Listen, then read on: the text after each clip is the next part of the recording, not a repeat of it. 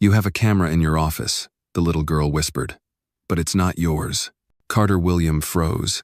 His hand hovered over the keyboard, the soft clatter of keystrokes dying mid-word.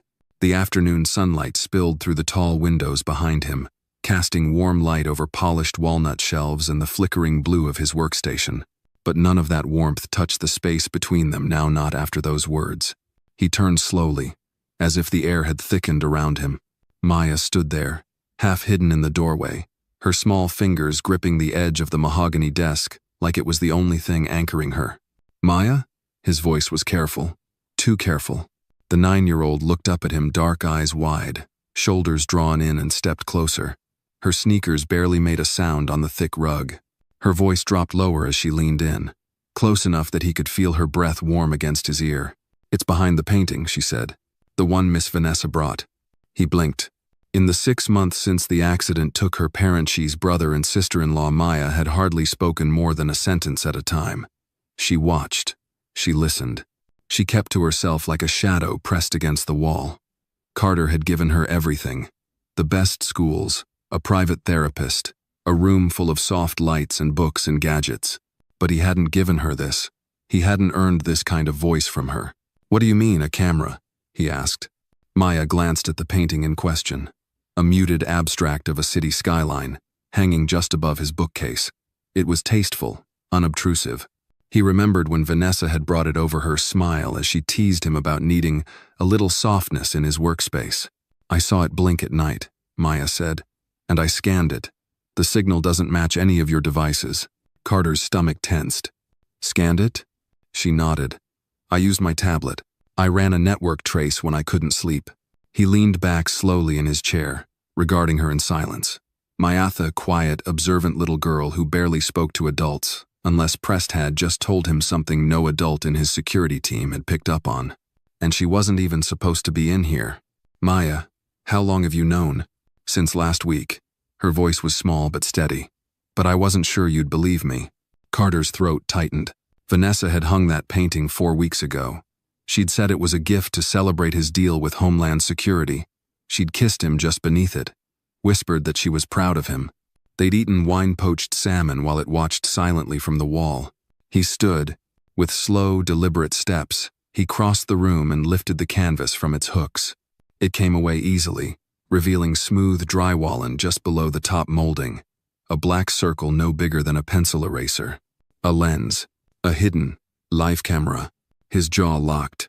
"Maya, go wait outside for a minute," he said quietly. "Number." The firmness in her voice stopped him. She wasn't being disobedient, she was being brave. She was still holding on to something, information, maybe, or fear. Either way, she wasn't going anywhere. He gave a slow nod and motioned her closer. "All right, sit." Maya perched on the edge of the leather guest chair, hands folded in her lap. She didn't fidget, didn't squirm, just looked at him with a gaze far older than any child should wear. "I checked the signal history. It started right after Vanessa hung the painting," she said. "But now there are others, smaller ones, in the living room, in the den. I think someone's listening to you." Carter felt a chill crawl up the back of his neck. He stared at the wall where the painting had been, his mind racing through the past month, Vanessa's sudden interest in his schedule, the way she lingered near his desk, her insistence on tidying up his office herself, her habit of arriving with coffee just when he needed it, always at the perfect moment. The coincidences had been too perfect, and now they weren't coincidences at all. Maya waited, quietly, watching his face.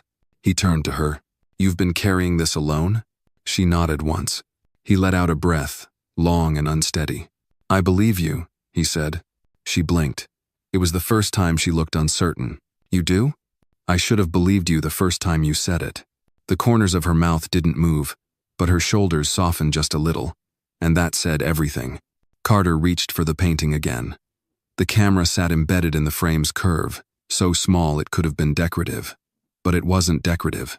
It was deliberate. It was betrayal. And if Vanessa planted one, how many more were hidden? "Maya," he said, voice low, "I want you to keep watching, but only if you feel safe. Can you do that?" She nodded. He rested a hand gently on her shoulder. "From now on, we do this together. No more secrets." She looked up at him, and for the first time since she'd arrived in his home, she smiled. Not the kind of smile that meant she was being polite. The kind that meant someone was finally listening. And Carter, now fully alert and furious in a way he hadn't felt in years, turned toward his desk and opened a new, secure terminal. Vanessa would be home soon. And this time, he'd be the one watching. If you felt that shift, if Maya's quiet courage and Carter's rising fury stirred something in you, then don't leave just yet. Hit like, subscribe, and tell us in the comments, what would you do if your own home was listening in? Because this story, it's only just beginning. The wind outside Carter's estate shifted, tugging at the tall trees that lined the perimeter like sentries. Inside, the air had grown still dense with unspoken understanding and something colder, deeper.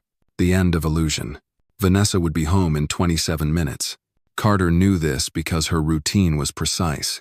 She always left her boutique consulting firm at 5:35 p.m., stopped for a decaf soy latte from the cafe 2 blocks over, and arrived back at the house at 6:12, give or take a minute.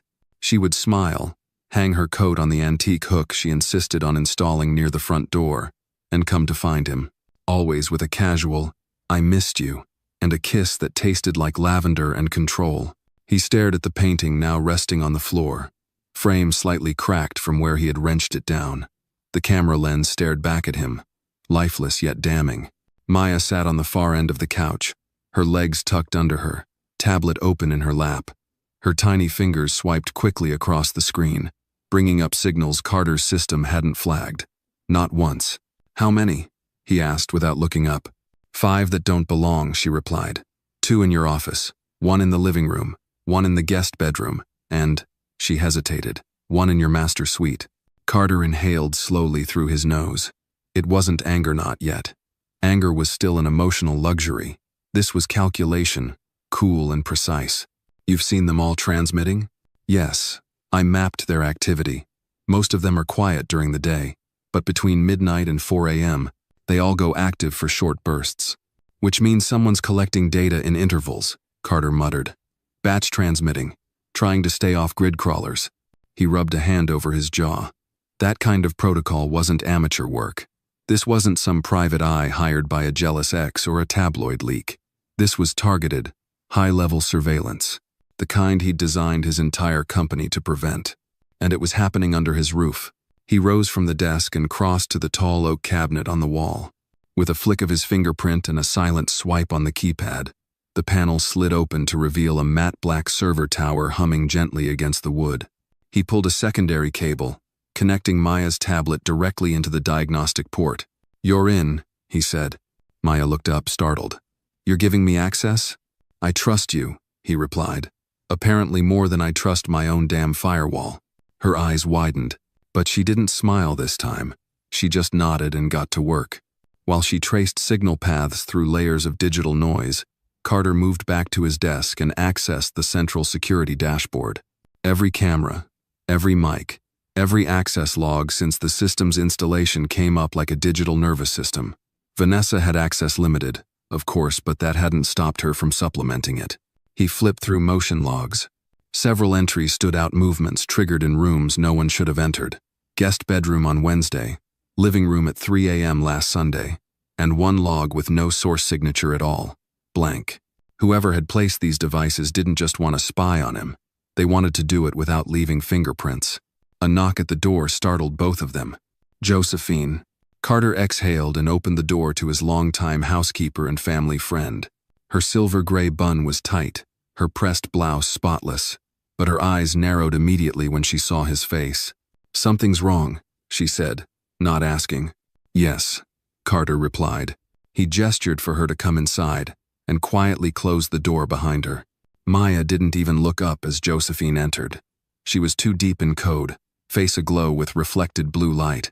Carter leaned in and spoke low. "Vanessa may have planted surveillance devices. Maya found them." Josephine blinked once. "Where?" "Everywhere." Her face hardened. "I knew something felt off. She's always lingering, always knows too much, and she talks to that CFO of yours too often." Carter turned sharply. "Miles?" Josephine nodded. "He came by unannounced twice last week when you were out. Said he was checking paperwork. Vanessa acted like it was nothing, but I caught them whispering in the den. She didn't know I was listening. Carter's pulse ticked up. Miles Rennis' right hand, his best friend since MIT. Could he have? He didn't finish the thought. "Thank you for telling me," he said. "I need you to do something for me. Anything. When Vanessa gets here, act normal. Like we know nothing." Josephine's mouth tightened. "I've been playing polite longer than she's been alive, son. I can pretend just fine." Carter gave a brief nod. Maya's voice cut through the room. "I found something." Both adults turned. "There's a signal hub. All the devices route to it. But it's not here," she said. "It's off-site, somewhere in downtown Austin." Carter moved beside her and looked at the map she'd generated. A red pulse blinked on a building address tied to a small private storage firm with no obvious affiliation. "Whoever's behind this is good," Maya murmured. "They don't transmit constantly. It's like they're doing packet shadows, slivers of data, hard to trace." "And yet you traced it," Carter said. She shrugged. "I learned from watching you." Before he could answer, the front door opened and closed softly. Footsteps. He could hear her laugh float down the hall, familiar, warm, rehearsed. Carter closed the server panel in a smooth motion and locked the tablet inside a drawer with Maya's quick cooperation. Josephine straightened her skirt and gave Maya a brief nod before heading back to the main hall, her expression once again composed. "Carter?" Vanessa's voice called. "Where are you, babe?" "In the office," he said, walking toward the doorway. Maya slipped quietly to the side hallway just as Vanessa appeared, arms full with takeout bags and a bottle of wine peeking out of her purse. "There's my genius," she said, leaning in to kiss his cheek. He let her. She looked around. "Smells like server heat in here. You working hard or hardly working?" He smiled tightly. "Just running diagnostics. A few glitches in the system." Vanessa paused, eyes scanning the room with that trademark playful curiosity. "Anything serious?" "Not really," he said, "but I'll probably do a full reset later. Need any help?" "No," he replied. "You've helped enough." She laughed. "Well, if I didn't know better, I'd think that sounded pointed." He didn't answer. She placed the food down and stretched, the movement slow and deliberate. Comfortable. At home.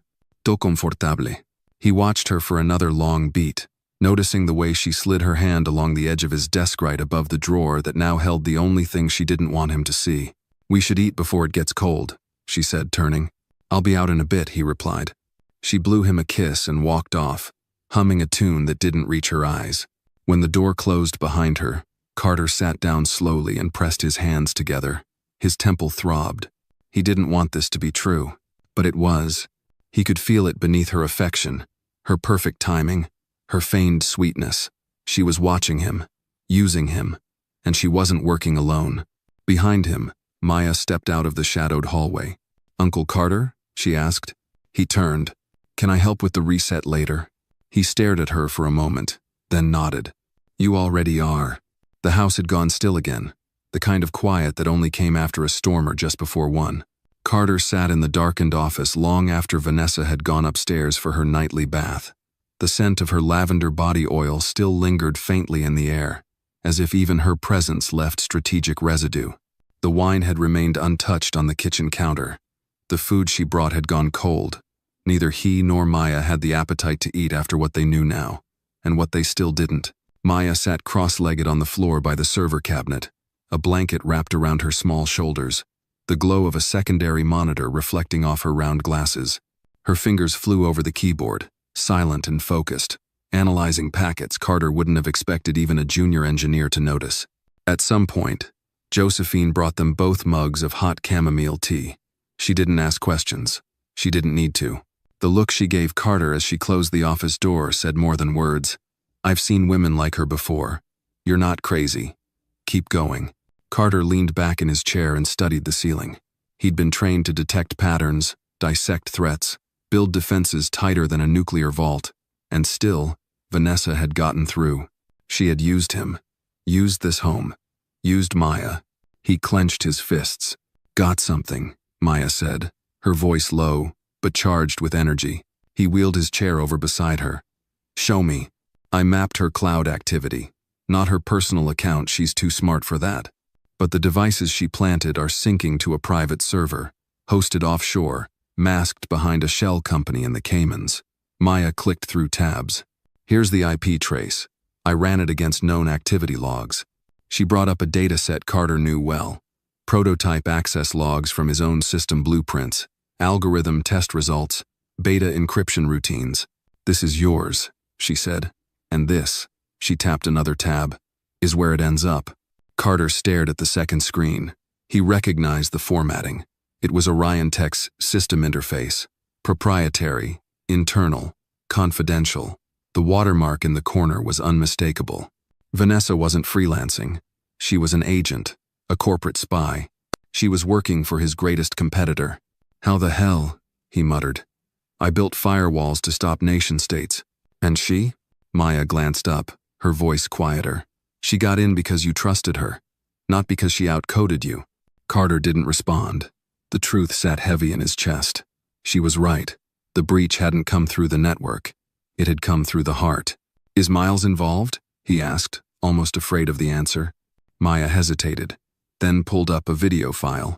It's grainy, she said, but I think it's enough. The footage was time-stamped 3 nights ago. It showed the living room, angled slightly from the bookshelf a view Carter didn't remember authorizing. Vanessa walked in first, carrying a thin silver case. Moments later, Miles followed, glancing over his shoulder like a man not quite convinced he was alone. In the video, Vanessa placed the case on the table, opened it, and extracted a USB drive. Miles said something no audio, but his posture said everything.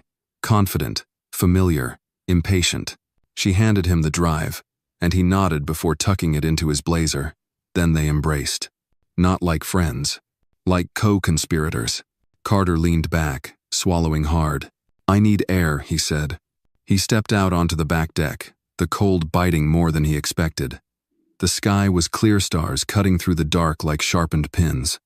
The pool lights shimmered gently, untouched. 6 months ago, he'd adopted Maya, hoping to give her safety, stability, something that resembled a home, but she had ended up protecting him, watching over him while he played the role of guardian. He heard the sliding door behind him. Uncle Carter? Maya's voice was small. He turned. You should be sleeping. She came out barefoot, pulling the blanket tighter. I couldn't. He crouched and rested a hand on her shoulder. I'm sorry, he said softly. You shouldn't have to carry this. I wanted to tell you sooner. Her voice cracked. But I didn't want you to think I was trying to ruin things. He frowned. Why would you think that? Because she makes you happy. You smile when she's here. You laugh. And I thought, maybe if I told you, you'd think I was trying to break that. Carter closed his eyes. The pain that pierced through him wasn't from betrayal. It was from realizing that a 9-year-old had silenced herself for his comfort. She'd chosen his feelings over her own safety. No one should ever ask you to do that, he said, pulling her into a hug. Least of all me. Maya didn't say anything for a moment. Then, muffled against his shoulder, she asked, So what now? He pulled back and looked her square in the eyes. Now we flipped the game. They went back inside, both of them colder, but clearer. Carter opened a hidden drawer in his office desk and pulled out a phone secure, unregistered, and used only for emergencies. He typed a number from memory. Read, he said when the line clicked. I need you. The voice on the other end was clipped. Ex-military. Give me a time and a location. Tonight. Here. Quiet surveillance. No uniforms. Understood. He hung up. Maya tilted her head. Who's Reed? Old friend. Private security. He's handled dirty corporate takedowns before. Carter's voice was low, measured. We'll give Vanessa and Miles what they want. Let them think they're getting everything they came for, but we're going to control what they take. Maya's eyes lit with understanding. You want to feed them false data. Exactly. And while they're celebrating, we'll be recording everything. He brought up the company's prototype interface and started crafting fake build logs, misleading algorithm structures, and backdoor-laced software packages. Maya helped, inserting trigger codes that would log every machine accessing the files. As they worked, Josephine returned, carrying a metal tin of oatmeal cookies and a fresh mug of cocoa. You two look like you're preparing for war, she said, setting the tin down. We are, Carter replied. She didn't flinch. just poured the cocoa, handed Maya a cookie, and said, "Well then, you'll need sugar." It was almost dawn when Carter finished building the decoy server. Maya had long since nodded off in the armchair, her tablet still resting against her chest. He looked over at her. A blanket draped over her small frame, and something inside him shifted.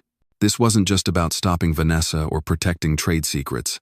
This was about protecting the only person who had protected him when he wasn't looking, and making damn sure the people who violated that, who tried to use this family, this home, as a battlefield, never got another chance. He dimmed the lights, glanced once more at the quiet hallway upstairs where Vanessa still slept, and whispered to the silence, "You have no idea who you messed with." Morning would come soon, and with it, the beginning of the end. The sun rose behind a thick veil of winter clouds, casting the entire estate in muted gray. Vanessa padded into the kitchen wearing Carter's navy robe, humming softly to herself as if the night before hadn't shattered the walls around her. She poured coffee, added almond milk, always kept it stocked for her, and sat at the island, scrolling through her phone like any other fiancée starting her morning. But Carter saw it now. The controlled movements, the slightly too casual poses, the way she positioned herself in front of the window, just in line with one of the newly discovered hidden cameras. Every gesture was performance. He entered the kitchen without a word, dressed in a simple charcoal sweater and jeans, his expression unreadable. "Morning, love," Vanessa said with a smile that didn't reach her eyes. "Sleep okay?" "Eventually," Carter said, opening the fridge. "You seemed tense last night." She sipped her coffee. "Everything all right at work?" "Just thinking through a few problems," he said evenly. "But I think I've got a solution now." Her smile sharpened just a little, as if sensing a shift. "Good. I'd hate for anything to ruin the holidays." She leaned in to kiss him, but Carter turned slightly, offering only his cheek. She hesitated just for a blink and then recovered with a laugh. "Grumpy morning man," noted. Carter checked his watch. "I'll be heading into the city for a few meetings. Might be gone most of the day." "Want company?" "Not today." He saw it, just a flicker behind her eyes. Disappointment maybe, or recalculation. "All right," she said. "I'll catch up on reading. Maybe take Maya shopping." "Maya's staying in today. She's got a project she's working on." Vanessa nodded too quickly. "Sure. Maybe we'll bake something later then." Carter gave a short smile and left. But he didn't go far. From the garage, he circled around to the guest house out back where Reed and his two-man security team had spent the night setting up a mobile command station. Cables snaked across the hardwood floor, feeding into thermal monitors, audio interceptors, and video logs. Reed, graying and built like a linebacker who never quite retired, nodded when Carter stepped in. "She's up," Reed said. Her phone pinged a connection to that offshore server at 6:12 a.m. "She's already transmitting?" Carter asked. "She's testing your movements, gauging your patterns." "What about Miles?" Reed turned his monitor. "He just booked a one-way ticket to DC, leaves tomorrow. No luggage, no return flight. I think this thing's coming to a head." Carter stared at the screen. "It's going to end today." Reed crossed his arms. "You sure you're ready for this?" "I'm not the one who needs to be ready." He turned toward the second monitor, where Maya sat at her desk in her room, hoodie pulled tight over her head, typing like her life depended on it. In a way, it did. Back in the main house, Vanessa paced the hallway, speaking softly into her phone, her tone dipped in sugar. "I'm telling you, he's acting different," she whispered. "More guarded." There was a pause. "No, not yet. I need more time. He's still building that neural mesh, and I need the latest framework before we extract." Another pause. "I'll get it. He trusts me." She ended the call and turned only to find Maya standing there. Vanessa forced a smile. "Hey, sweetheart, didn't see you." Maya didn't smile back. "Uncle Carter says I should work in my room today." Vanessa crouched slightly. "Of course. That's smart. You're such a bright girl." Maya's eyes didn't blink. "Are you going to be here when he gets back?" The question was quiet, but it landed like a slap. Of course. Why wouldn't I be?" Vanessa said, standing up straighter. Maya nodded and walked away. In the command trailer, Carter watched the exchange on a split screen. Reed shook his head. "Kid's got more steel than half my team. She's been through worse than most adults ever will," Carter said. "And she's still here, still looking out for me." By mid-afternoon, Carter returned home under the pretense of forgetting his laptop. Vanessa greeted him with open arms, but he sidestepped the hug again, heading straight for the living room. He opened his laptop and pretended to log into work. In truth, everything he did that day, every keystroke, every phone call was part of the trap. At 4:02 p.m., he sent a dummy file labeled NMAI NeuroSync Prototype Final to his desktop and accidentally left it open while stepping away for a call. Vanessa, who was reading on the couch, didn't even hesitate. The moment he disappeared into the kitchen, she sprang into motion, pulling her phone and scanning the screen with a small, flat device Carter hadn't seen before. It was sleek military grade, and it transmitted the file in under 20 seconds. Reed's voice crackled over the earpiece in Carter's ear. She took the bait, sending everything to the Cayman's node. "Copy that," Carter whispered. But the real coup came 15 minutes later. Miles walked in through the back entrance, claiming he had a meeting with Carter. Vanessa, not expecting him so early, panicked just briefly, but it was long enough. "Why are you here?" she hissed. "We need to move up the timeline," Miles said. "He's slipping." "You said tomorrow." "I don't care. I want it now." Maya, sitting quietly in the hallway nook, recorded every word on her tablet. Carter waited 2 more minutes. Then he stepped back into the room. Miles and Vanessa turned, their smiles pasted on in panic. "Didn't know you had guests," Carter said. Miles cleared his throat. "Just dropping by. Thought we could catch up." "I thought you were flying to DC tomorrow." Miles blinked. "Who told you that?" Carter didn't answer. Instead, he walked over to the bar and poured a drink. "To catching up," he said, raising his glass. Vanessa's voice was a little too cheerful. "Actually, Miles was just leaving." "No," Carter said, calm. "He can stay." He gestured to the living room chairs. "Both of you, sit." Something in his tone made them obey. Reed entered seconds later with 2 more men in civilian clothes, each one subtly armed. Vanessa rose immediately. "What is this?" "Please," Carter said, motioning her down again. "We're just having a conversation. A very overdue one." He turned to the large wall monitor and tapped a button. The living room screen lit up showing footage of Vanessa transferring the files, then Miles receiving them, then her whispering on the phone. Vanessa's face went bloodless. Miles stiffened. "You bugged me?" she asked. "No," Carter said. "You bugged me. I just found your bugs before you did." Silence stretched. "You don't understand," Vanessa said, her voice starting to crack. "I didn't mean to fall in love with you. It was supposed to be a job." "But you did fall in love?" he asked. Yes. I think so. Maybe. But I had no choice. You had every choice," Carter cut in. "You walked into my home, slept in my bed, lied to a child." He turned to Miles. "And you after everything I did for you." Miles stood slowly. "Carter, come on, let's not turn this into something it's not." "No?" Carter's voice was sharp now. "Because what it is treason." Reed stepped forward, reading Miles and Vanessa their rights. As they were led out in cuffs, Maya stepped into the room, watching silently. Carter turned to her. "You okay?" Maya nodded. "Are you?" He crouched and pulled her close. "I am now." And as the front door closed behind the betrayers, Carter knew this was only the beginning. Justice had spoken, but trust that would take time to rebuild. The morning after Vanessa and Miles were taken into custody, the mansion stood in an unnatural stillness. It wasn't the silence of calm, but the pause after a storm, when everything feels too quiet to trust. Carter sat at the edge of his bed, still in the clothes he'd slept in. He hadn't turned on his phone, hadn't opened his laptop. The weight of betrayal hung heavy across his shoulders. He pressed a hand over his eyes, exhaling slowly. It wasn't the loss of Vanessa that tore at him. It was the truth of how close he'd come to losing everything. And Maya, if it hadn't been for her. A soft knock came from the hallway. Carter turned. "Come in," he said, voice low. Maya stepped in wearing her oversized hoodie and fuzzy socks. She held a mug in both hands. "I brought you coffee," she said, carefully walking it over. "I didn't know how you like it, so I just made it the way you made it for me last week." Carter took the mug, his fingers brushing hers. "Thank you, sweetheart." She sat at the foot of the bed, swinging her legs gently. "Is it over now?" "I wish I could say yes." He sipped the coffee. It was a little sweet, a little strong, just like her. But taking them down doesn't mean it's done. I have to fix the damage. Will they go to jail? Most likely, he said. But they won't be alone in there. Reed uncovered more names last night. This was bigger than just them. Maya was quiet for a moment. Then, softly, "Do you trust anyone now?" Carter looked at her. "I trust you."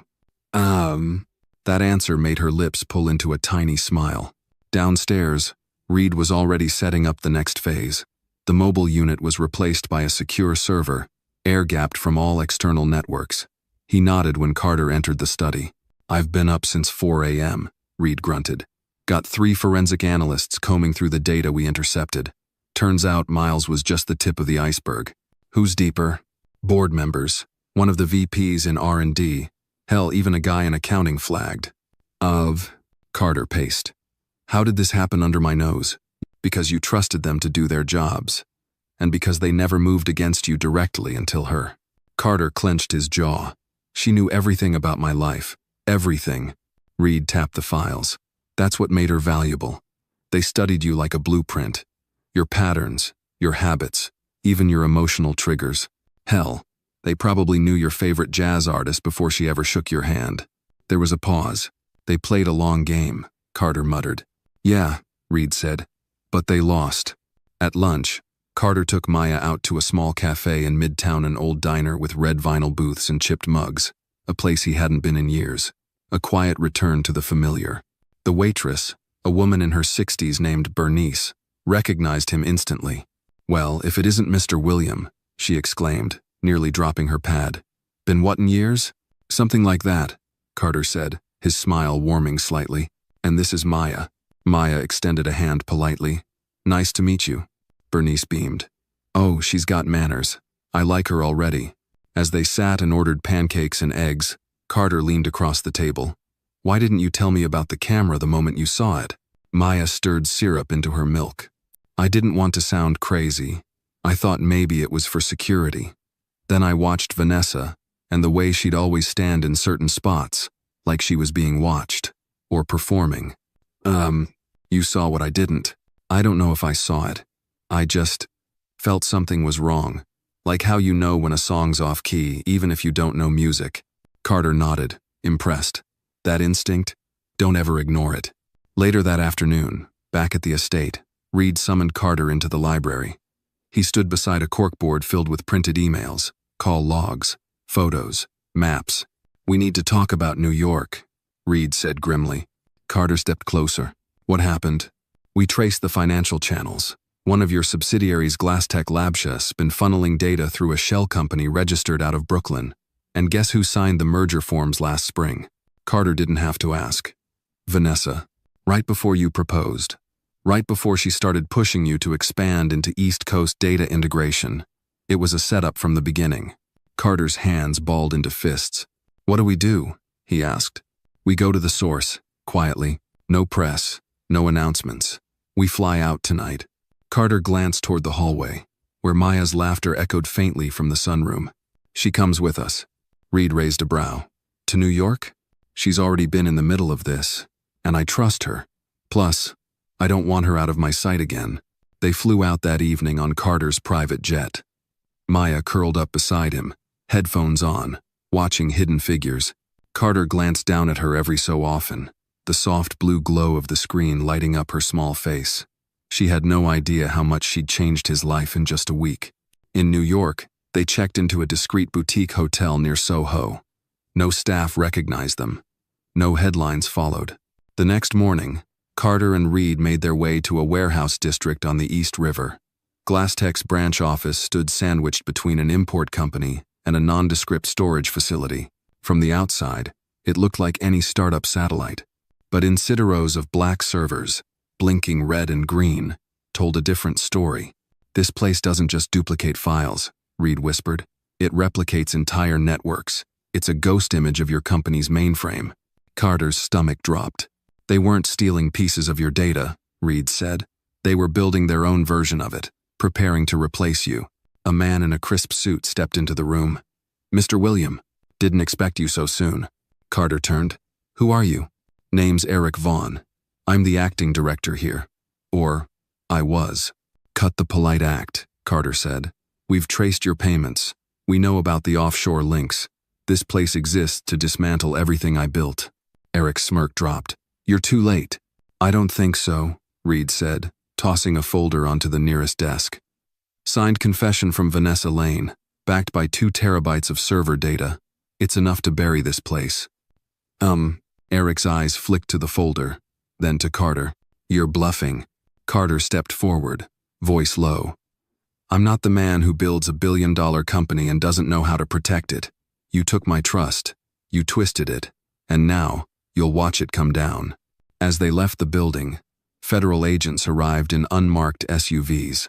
Eric was escorted out in cuffs. From across the street, Maya stood beside a street vendor, munching a pretzel. Was that one of the bad guys? She asked when Carter approached. Yeah, Carter said. One of the last. Good, she said, wiping her hands. Let's go home now. Carter paused. Home. It wasn't just a place anymore. It was where she was. And after everything, that was all that mattered. Carter Williams stood silently in front of the old upright piano tucked away in the corner of his study. His fingers hovered over the ivory keys, unmoving. He hadn't played since his brother died the accident that had taken both Maya's parents. But now, with the chaos momentarily quiet, the echoes of the past called to him in a language no camera could record. The key of memory. He pressed a single note. C. It rang out clear and low. Behind him, Maya's soft footsteps approached, carrying with them the delicate hesitation of someone too wise for her age. Uncle Carter? She asked, her voice barely above a whisper. He turned halfway. Hey, sweetheart. Couldn't sleep? She shook her head and patted across the hardwood floor in her socks. I keep thinking about Vanessa, and Miles, and the guy in New York. I know they're gone now, but it's like they left something behind. Not stuff, but a feeling. Carter studied her face, noting how she pulled her sleeves over her hands, the way her gaze stayed low. What kind of feeling? Like the house is still watching. He closed the piano and reached for her hand. That's not nothing, he said quietly. It's your instinct. And we trust it, remember? Maya nodded, but didn't smile. Carter lifted her onto the bench beside him. How about a lullaby? Her brow furrowed. Do you remember any? He smiled softly, fingers moving into position. I remember one your dad and I used to sing when we were kids. Let's see how far my memory goes. As he played a gentle tune, Maya leaned against his side, eyes drifting shut to the sound of long-forgotten comfort. In that small, flickering moment, the mansion wasn't haunted by betrayal, but warmed by the flicker of healing. The next morning brought with it new momentum. Reed arrived early, briefcase in hand, his posture stiffer than usual. We've got another issue, he said as Carter joined him on the back patio, the Atlanta sun just rising beyond the tree line. Carter took a sip from his coffee. Of course we do. What is it this time? Reed handed him a document. Board meeting. Emergency call-in. 2 members want a vote of no confidence. They think your emotional involvement in the Vanessa scandal makes you unfit to lead. Carter's jaw tensed. They want me out of my own company. Worse, Reed replied. They want to split the company, section it off, and sell it in pieces.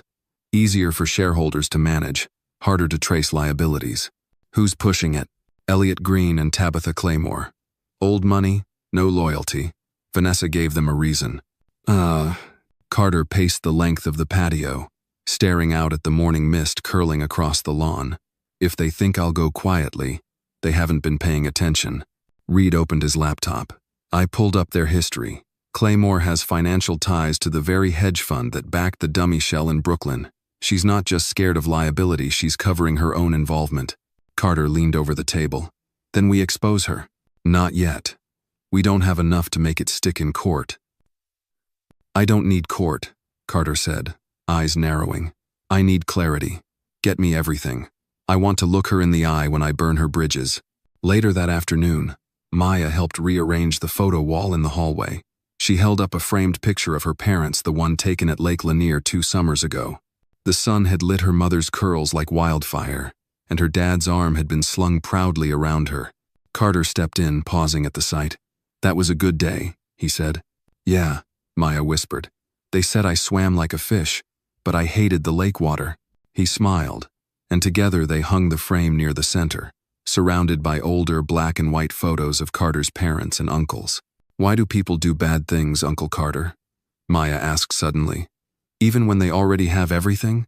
Carter sat on the floor beside her. "Because having everything on the outside doesn't mean they feel full on the inside. Some people think taking more will finally fill that hole, but it never does." Maya was quiet, her fingers tracing the wood of the frame. "I don't ever want to be like that." He put his arm around her. "You won't. You have heart." That evening, Carter stood in the towering glass conference room, overlooking the downtown skyline. The emergency board meeting had begun. Elliot Green cleared his throat. "Carter, let's be honest. The company has suffered reputational damage. Investors are nervous. Stockholders are pulling out. We need stable leadership, not someone personally entangled in a scandal." Carter's gaze was calm. "You mean I should step down because I refuse to ignore a criminal conspiracy happening under my roof?" Tabitha leaned forward, voice silky and poisonous. "It's about perception. Perception shapes value. And right now, your name triggers doubt." "Let me ask you both something," Carter said slowly.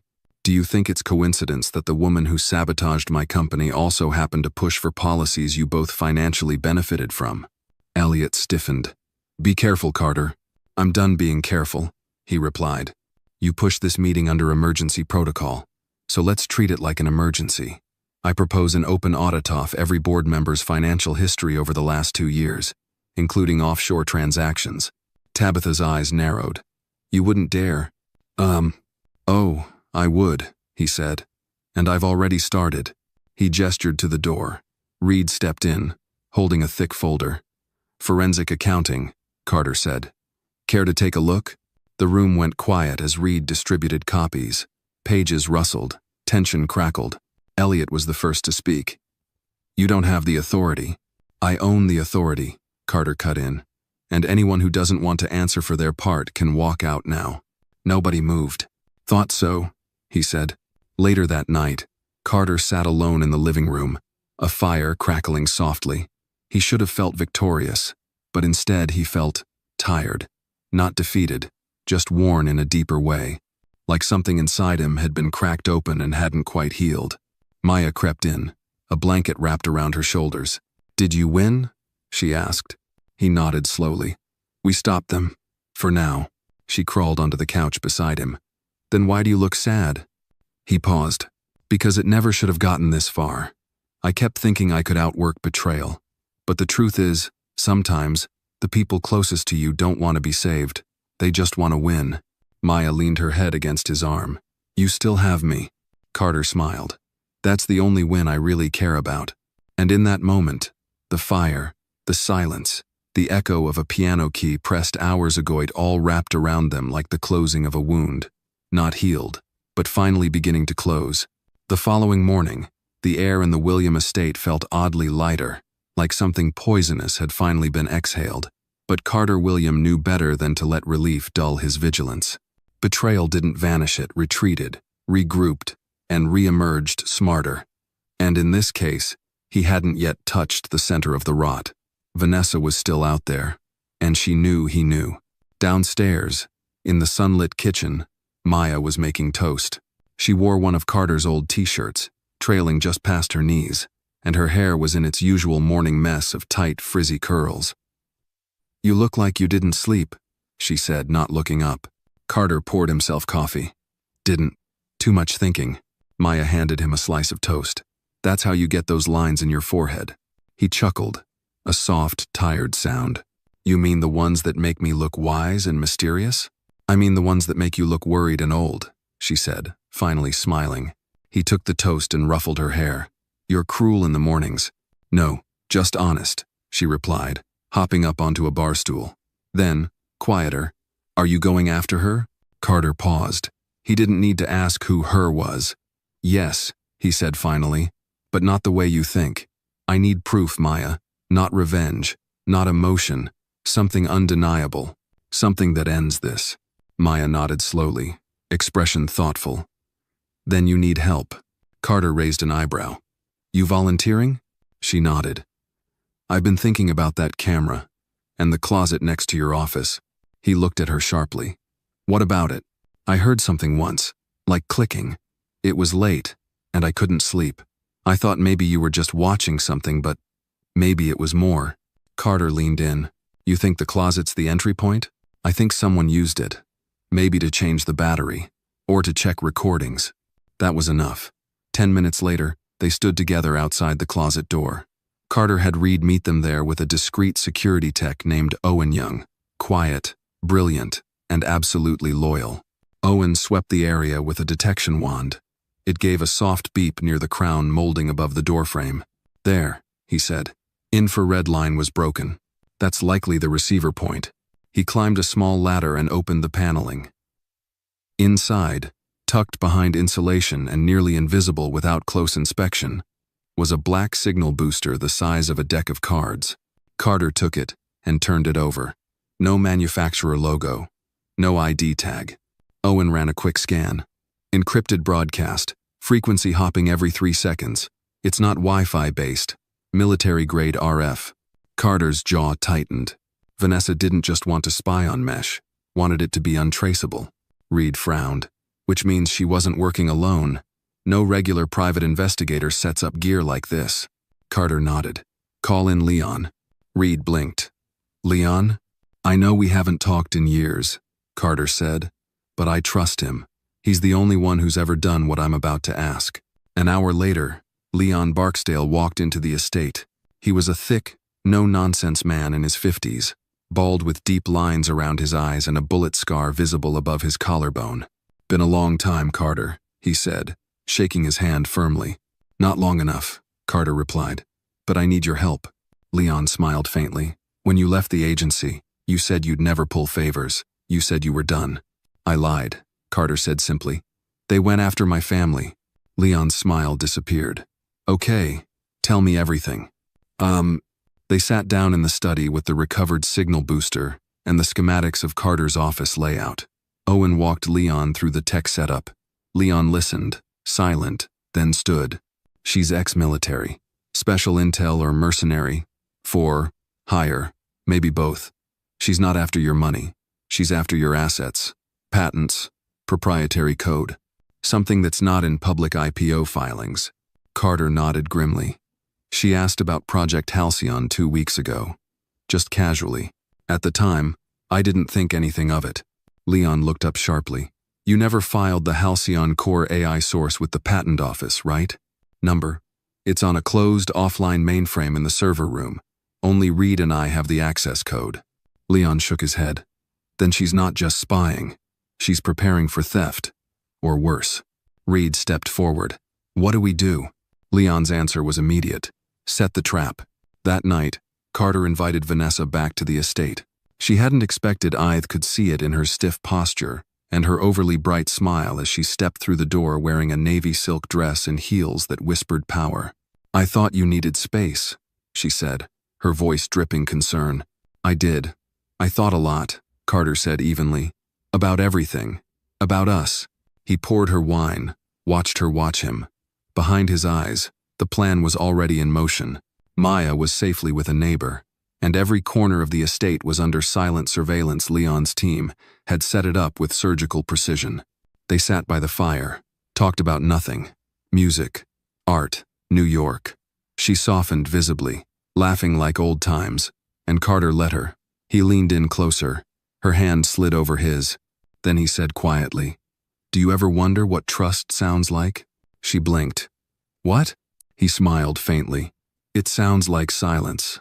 The kind when you stop pretending. Her fingers froze. You know what I realized? He continued.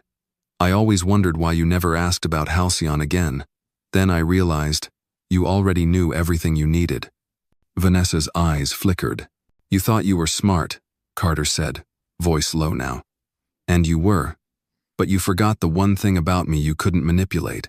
She stood suddenly, face hard. What's that? I listen, he said. And I never forget who I am. From the hallway came Leon's voice. That's enough. Four of his men stepped in, one holding a recording device. We got her signal test and her line ping when you mentioned Halcyon. She activated a hidden transmitter. Vanessa turned to Carter, stunned. You bugged me? No, he said coldly. I let you bug yourself. She glared at him. You'll never prove it in court. I don't need to. You'll be gone before the board hears a whisper. And so will the people behind you. You don't know who you're messing with. Oh, Carter said softly. I do. You messed with a man who had nothing left to lose and a niece worth more than your whole operation. Leon approached with cuffs. We're not cops, Vanessa, but we're thorough. And we never forget betrayal. Later, after she was taken away, Carter sat on the porch alone.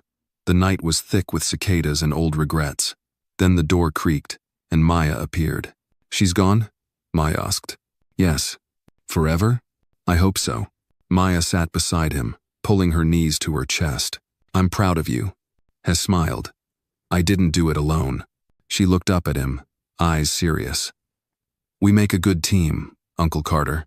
We do, he said. And starting tomorrow, we rebuild. With no lies, no cameras, just trust. Maya leaned against him, and for the first time in weeks, Carter looked up at the star sand, didn't feel watched. 2 days after Vanessa was taken away, Carter William found himself standing alone in the heart of his company's Manhattan headquarters, staring out the panoramic window of the 35th floor.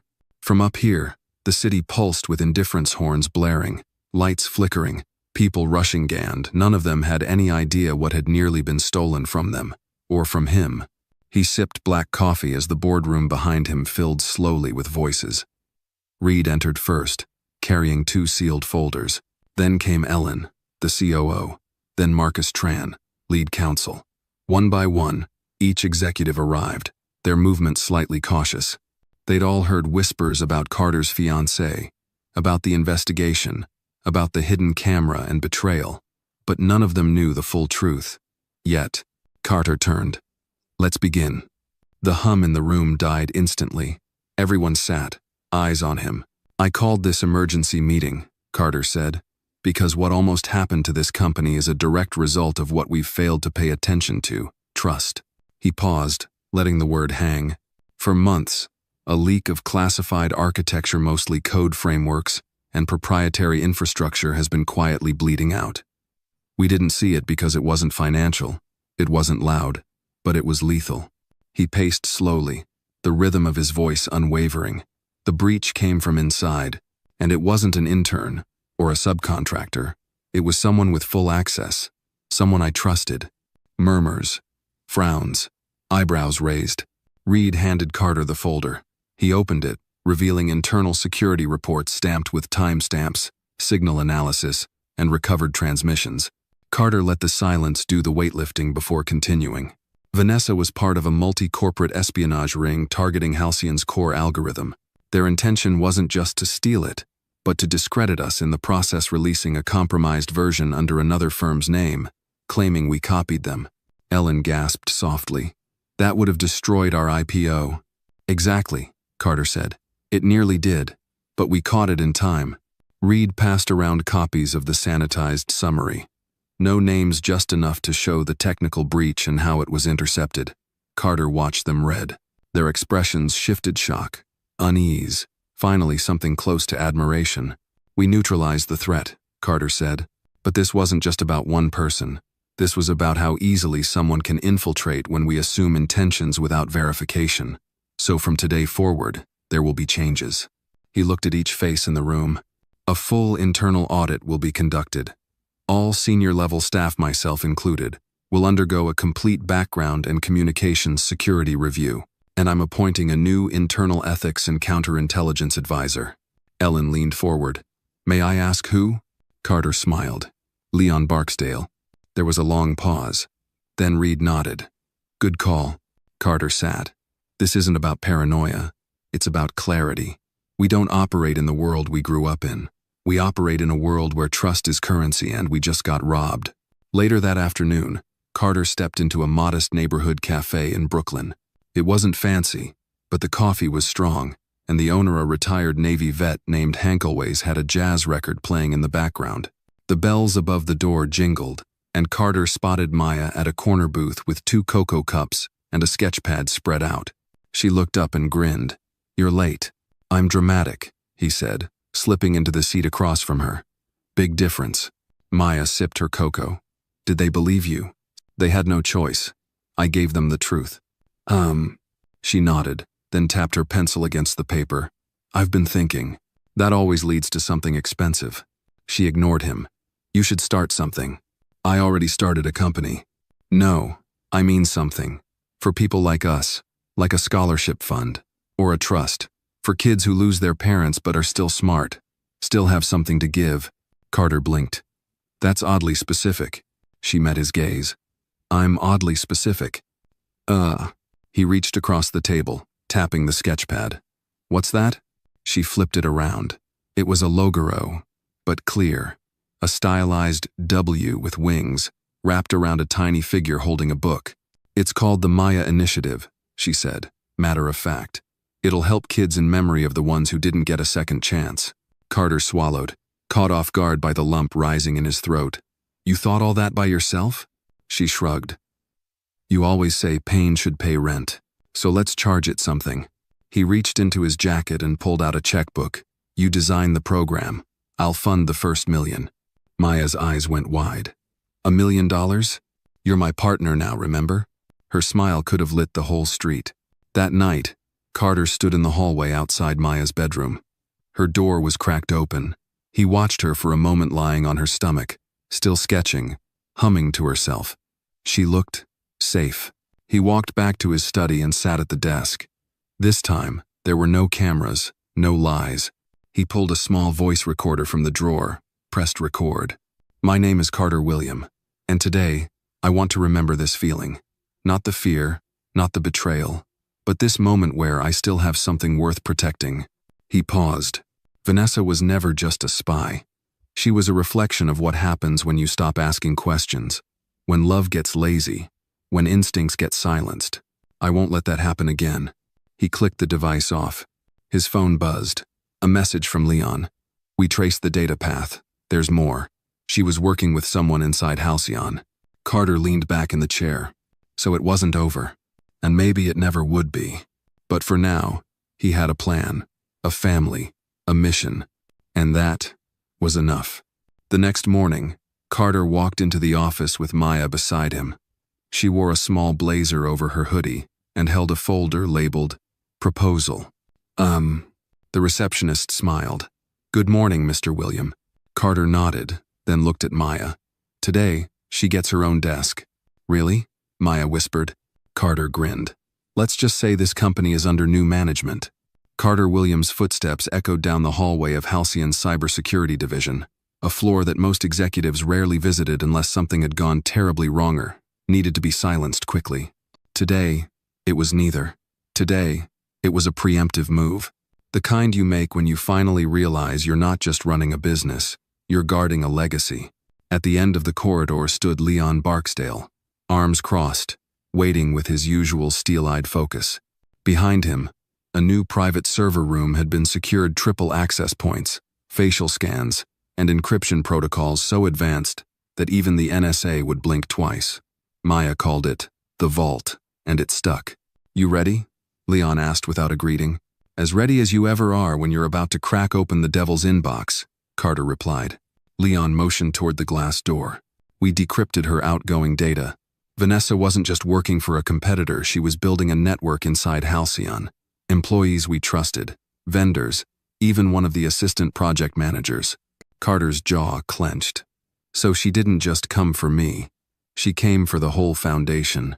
Leon nodded. But here's the twist. She wasn't the top. She was middle tier. There's someone above her. Someone who never showed their face, only referred to in her communications as Monarch.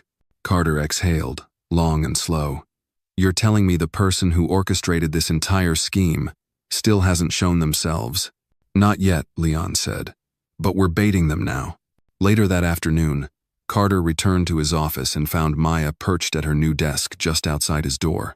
Her blazer was too big on her narrow shoulders, and her sneakers didn't match the building's marble elegance, but no one questioned her presence. Not anymore. She was the one who had spotted the first sign the whisper in the storeman now. Everyone looked at her differently, like she belonged. She looked up from her drawing. They gave me a company ID, and a badge, and a coffee mug. It says World's Youngest Advisor. Carter chuckled. You earned it. Leon dropped off a package for you, she said. handing him a brown envelope sealed with a wax stamp. It looked old. Carter took it, studying the emblem impressed in the wax. A monarch butterfly. His heart skipped. He moved quickly, shutting the office door behind him. With steady hands, he opened the envelope and pulled out a single sheet of linen paper. The handwriting was elegant, deliberate. "Hello, Carter. You're a man of vision. But even visionaries can be blind. I never meant for Vanessa to hurt you. She was only supposed to extract information. The pain that was her own flaw. Let's keep this professional. There's a deal to be made. Meet me alone. Tomorrow. 11 a.m. Battery Park. Bring no one. Not even the girl." There was no signature. Just a small drawing in the bottom corner, a butterfly, wings closed. At 10:58 a.m. the next day, Carter sat alone on a weathered bench in Battery Park. The Hudson River shimmered under the pale morning sun, gulls calling overhead, joggers passing in pairs. No black cars, no cameras, no Maya. Just him and the breeze and a question that weighed more than the air. At 11:01, a man approached. He was tall, gray-haired, and moved with the smooth calm of someone who had spent decades in boardrooms, not battlefields. His suit was understated, but expensive. He carried no briefcase. He sat beside Carter without a word for a full minute. Then, softly, "You were always too idealistic." Carter turned. "You've got me at a disadvantage." "No, Carter," the man said with a ghost of a smile. "You gave that up the day you fell for Vanessa. That was your first mistake. The second was raising that girl to think truth mattered more than survival." Carter's blood ran cold. "You know, Maya." The man turned to him fully. "I know everything. I built this industry before you were old enough to spell algorithm. I built the trust you're so fond of tearing down. Then why try to destroy Halcyon? Because you were too pure. You still believed in open platforms, in ethical code, in protecting user privacy. That's bad business, Carter. And espionage is better? It's efficient," the man said flatly. "But don't take it personal. Vanessa was a tool. You were just in the way." Carter's hands curled into fists on his lap. "So why meet now? Because this doesn't have to end with courtrooms and FBI headlines. Sell. Walk away. Halcyon is valuable, but not irreplaceable. You walk, and I erase all traces of involvement. Maya gets to grow up safe. You get to retire with dignity. And the butterfly never lands again." There it was. The ultimatum. Carter stared out across the water, his thoughts racing. He thought of Vanessa's betrayal, of Maya's trembling voice in his office, of the way she had looked at her sketchbook that night when she said, "Pain should pay rent." He stood. The man remained seated. "Think carefully." Carter turned to him, eyes calm, voice low. "I have. You touched the wrong family." And with that, he walked away. Back at Halcyon, Carter convened his senior team for a midnight war room session. Only 6 people. Maya sat quietly in the corner, scribbling notes on a legal pad she could barely hold up. "We're going to leak," Carter said. Gasps. Eyebrows. "To the press?" Ellen asked. "Number to them," Carter clarified. "To Monarch's shell companies. We'll feed them a Discoverian, artificial prototype they'll think is the next big leap. But it's code locked. It carries a trace signature. As soon as they open it, we'll have the digital path." Leon smiled. "Reverse bait." "Exactly. And when we find them?" Carter met Leon's eyes. "We burn the network. All of it." That night, Carter sat at Maya's bedside again. She was curled up, breathing softly, a stuffed bear tucked under one arm. The light from the hallway cast a long shadow over her, and Carter stood there longer than usual. He thought of what the man had said in the park. She thinks truth matters more than survival. He leaned down, kissed her forehead. "She's right," he whispered, "and that's why you'll lose." He walked out, leaving the door cracked open just enough to let the night know this house wasn't afraid anymore. The city was still sleeping when Carter Williams stood alone on the rooftop of Halcyon's central headquarters, the skyline behind him glowing with the first blush of dawn. His suit jacket fluttered gently in the cool morning wind, and in his hand, he held a tablet screen glowing faint blue, a live trace protocol running its course.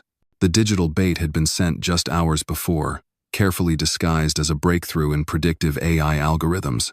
Inside was the trap, a set of encrypted markers tied to an untraceable beacon until someone tried to decode it. The moment they did, the trail would lead straight back to Monarch. Downstairs, the war room buzzed with controlled tension. Leon stood at the center, issuing quiet orders. Screens displayed real-time logs, network pings, and one central grapha spiderweb slowly illuminating node by node. Maya was there too, feet tucked beneath her in the leather chair Carter had given her the night before, laptop open, eyes sharp. She had helped design the visual signature that made the bait irresistible. It wasn't just smart, it was poetic. She'd called it butterfly sting. Suddenly, one of the trace maps lit up in red. A terminal pinged. "They bit," Leon said. The room hushed. Then chaos erupted. Carter returned just as the trace finalized. "It's not coming from a shell company," Leon said, brows knitting. "It's coming from an investment firm, Bexler Capital, Midtown Manhattan. They own tech portfolios, not development labs. Unless," Carter said, narrowing his gaze, "they've been laundering data under the disguise of financial assets." Leon pointed to a secondary trace path. "Here's the handoff server. Whoever Monarch is, they're behind this IP chain. But it's masked behind a corporate firewall." Carter looked around the room. "Then we go analog." The next morning, Carter stood outside the entrance of Bexler Capital's 57-story glass monolith. No entourage, no press. Just him, a black coat, and a small folder tucked under his arm. He walked past reception with the calm authority of a man who owned the ground he stepped on. The receptionist started to say something, then didn't. His eyes alone said enough. He stepped into the private elevator with a single keycard, one he'd acquired from a discreet Halcyon contact, embedded deep within the financial network. Floor 47, private access. The doors opened to a hush of gray carpet, abstract art, and silence that smelled like polished steel and rich mahogany. And then movement. A woman appeared at the far end of the hallway. Sharp suit, cold eyes. And behind her, the gray-haired man from Battery Park. "Mr. William," the man said, almost amused. "You really don't understand subtlety, do you?" Carter handed the folder to the assistant without a word. Inside, a full trace record of the digital trail, the embedded signature, and a copy of the NDAs violated by Bexler's shell entities. "I came to offer you a final courtesy," Carter said. "Disband your network, erase everything, or I take this to federal authorities, 3 media outlets, and the SEC." The man glanced at the file, but only for a second. "You're bluffing." Carter pulled out a second copy and tossed it on a nearby glass table. "That one's already at a lawyer's office. You have until tonight." The man's smile faded. "You have a child. Be careful where you shine your light." Carter's voice was ice. "She's why I shine it." And he walked out, leaving the door open behind him like a storm warning. Back at Halcyon, the mood was shifting. What had begun as a quiet, internal cleanup now felt like a prelude to war. Maya felt it too. She didn't speak much that day, just drew.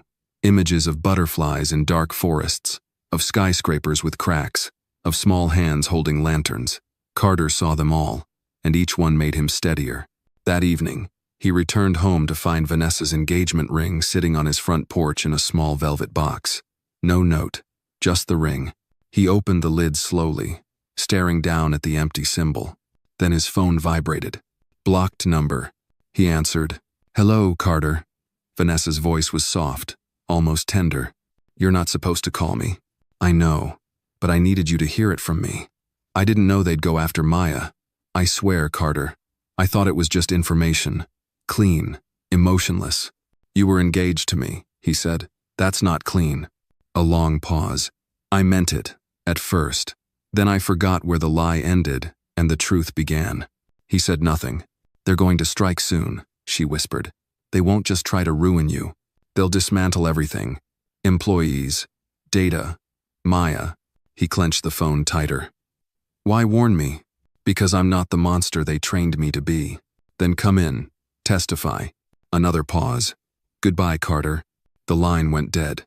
He stood there, the sun bleeding across the Atlanta sky, the box still open in his hand, and realized something. This wasn't just about betrayal anymore.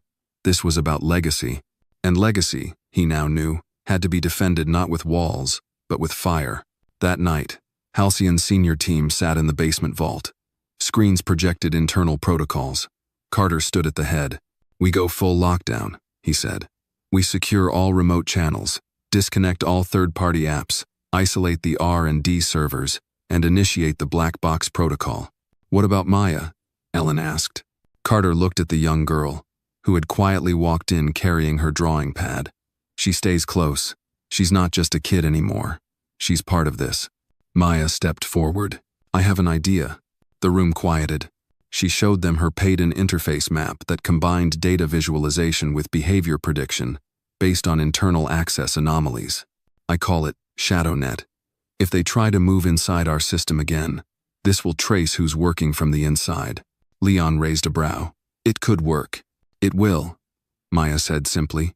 Carter smiled, the first time in days. "We're not just protecting a company anymore," he said. "We're protecting a generation. Ours. And hers." He looked around the room into tired eyes, determined faces. "Tomorrow," he said, "we end this." And for the first time in weeks, no one looked afraid. The day began in Silencino alarms. No meetings, no scheduled interruptions, just stillness. But for Carter William, it wasn't calm. It was the kind of silence before a storm breaks open the sky. He was already at Halcyon headquarters before sunrise, dressed not in a tailored suit, but a black long-sleeved shirt and worn jeans. The boardroom was dim, lights low, windows tinted. Every screen had been blacked out but one Maya's custom-built interface pulsing with dark blues and silvers.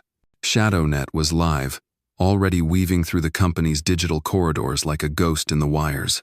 Maya sat beside him at the corner of the long conference table, sipping a warm cocoa. She was too young for this, and yet, she was already more composed than half the adults in the room. Her drawings were gone, replaced by code, diagrams, focus. "Do you want to run the trace when it starts?" Carter asked her. She glanced up, serious. "I already started it 30 minutes ago." He raised an eyebrow. "And?" Her fingers tapped a few keys. "They're coming." At that exact moment, Leon's phone buzzed, then Ellen's, and then the terminal began pinging erratically. Unauthorized login attempts, location pings from Seoul, Frankfurt, and 2 places within the US. The attack was coordinated, layered through international proxy networks, but Maya's web traced the inner threads instantly. "They're rerouting through cloud APIs, Leon said, voice low but sharp. "Looks like the goal is to corrupt our IP library and rewrite internal ownership logs. They're trying to erase us from our own servers," Ellen whispered. Carter leaned forward. "Do it." Maya's fingers moved. And just like that, the trap snapped. On screen, the ShadowNet interface exploded into motion, red threads weaving into white, then collapsing into a single blinking node. "We've got the internal IP," she said. "It's someone inside Bexler Capital, a senior dev team leader. And wait, there's another one." Another ping. Vanessa's name surfaced. Not just a former fiancée, not just a plant. She was still connected, still accessing. Carter exhaled slowly. She stayed in. Leon's eyes narrowed. "What do you want to do? Let her see what comes next." 10 minutes later, Bexler Capital's entire internal server room shut down. Simultaneously, news outlets received a secure, anonymous leak highlighting digital manipulation, shell corporations, and multiple ethics violations tied directly to Bexler's leadership. But Carter didn't stop there. A limousine pulled up in front of Bexler's building, and out stepped Carter again alone, but this time holding a silver USB drive. He walked past security without resistance. The receptionist didn't meet his eyes. In the penthouse boardroom, 5 executives sat waiting. Their faces were a mix of defiance and dread. Among them was the gray-haired man, cold, confident, always assuming he was 2 steps ahead. Carter placed the USB on the center of the table and pushed it forward. "Everything you've built has been traced. You've got 48 hours to resign, confess, and dissolve all the illegal infrastructure. If you don't, this goes public." The gray-haired man sneered. "You won't win the long game, William. Your company may survive, but people like us, we endure." Carter leaned forward, eyes calm. "You're wrong about one thing. I'm not playing a long game. I'm just lighting a fuse." He turned and walked out. No guards tried to stop him. The doors closed behind him like a tomb sealing shut. Later that evening, back at Halcyon, The senior team gathered in the executive lounge. No one said much, just sipped coffee, watched news updates scroll in. One by one, Bexler's ties unraveled. The financial sector buzzed. Tech forums exploded. Federal investigations were rumored to be opening within the week. Carter sat apart, hands wrapped around a warm mug. He stared out at the Atlanta skyline as the sun set in deep orange over the horizon. Maya climbed onto the seat beside him, quiet. He looked over. "How do you feel?" "Like I finished a hard puzzle, but I don't know if I like the picture it made." Carter nodded slowly. "That's what truth looks like sometimes. Ugly, but necessary." She rested her head on his arm. "Do you think Mom and Dad would be proud of me?" He swallowed. The question hit deeper than he expected. "Yes," he said, "because you saw something wrong, and you didn't walk away. You whispered the truth, even when it was scary." She closed her eyes, tears glistening. "I miss them." "I know," he said. "Me too." They sat like that as the last light faded. 3 weeks later, Vanessa McGill turned herself in. She walked into a federal building alone, hands shaking but face composed. The courtroom scenes that followed were quiet but electric. She named names. She submitted emails. She exposed the covert infrastructure built to steal from tech visionaries under the guise of investment oversight. She never asked for a deal. Carter didn't attend the trial. He didn't need to.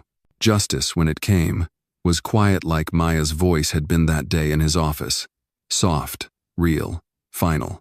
On a spring morning, Carter took Maya to the botanical gardens. It had been months since the tension faded. Halcyon was thriving again, its systems more secure, its leadership tighter, its staff loyal in a way forged by fire. Maya ran ahead between flower beds, laughing. Her braids bounced as she darted beneath an archway of pink blossoms. Carter followed slowly, hands in his pockets, a content smile tugging at the edge of his lips. She stopped by a patch of monarch butterflies clustered on a branch. "Look," she called. "They're everywhere." He crouched beside her. "They migrate thousands of miles, all on instinct. Even after storms, they remember where to go." "Even when they get lost?" she asked. He nodded. "Especially then." She held out her hand, and one of the butterflies landed gently on her palm. "They're stronger than they look," she said. He smiled. "So are you." They stood there, surrounded by silence and wings, and for the first time since the day everything began, Carter felt something simple: peace. And as the wind stirred the trees, the butterflies lifted together bright, weightless, and free.